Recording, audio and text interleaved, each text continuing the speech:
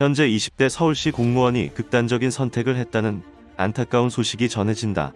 그런데 알고 보니 서울시 7급 최연소 합격자이자 유퀴즈에 나왔던 공무원이라는 얘기가 나오고 있어 더욱 충격이 크다. 그녀의 안타까운 소식은 직장 내 괴롭힘 때문일 것이라고 추측을 하는데 서울시 측은 이를 부인했다. 하지만 영상 중간에 소개할 업무 분장표를 보면 말이 나오지 않는다.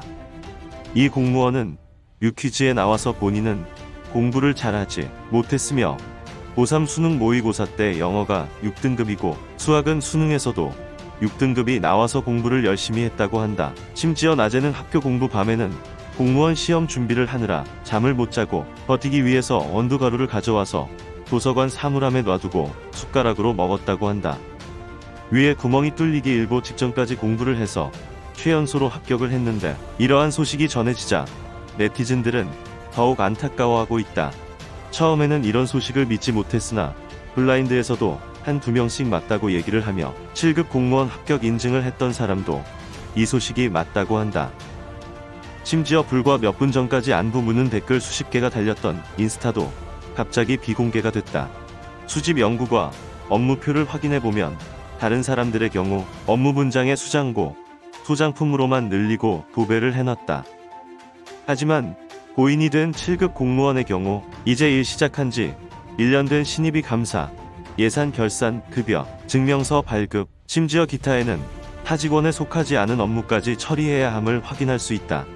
회의 자료나 증명서 발급의 경우 막내 서무 업무라고 한다고 하지만 시의회 감사의 경우 상급 기고나 외부 대응이 쉽지 않고 결산, 주요 업무 계획, 지시사항 공무직 및 뉴딜 일자리의 경우 일도 많고 민원도 넘치는데 말도 안 되는 업무 분장을 한 것이 아니냐는 반응이다.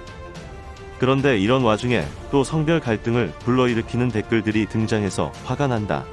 과가 남초 과라서 남자 때문에 그렇다고 하지만 이름만 확인을 해도 여자가 절반이 넘는 여초 부서임을 알 수 있다. 이전에도 당사자에게 연극 영화 전공에 하위권 대학을 나오고 실물에 대한 얘기와 함께 부모님 가산점 때문에 합격했다고 하면서 비하를 했던 사람 때문에 직접 억측과 깎아내리는 내용의 답을 해서 화제가 되기도 했다. 이번 일이 더욱 안타까운 것은 그녀의 인스타 글이다. 작년에 골맞던 것이 터져버렸다. 그 시기 곁에 있어 주었던 모두에게 감사하다.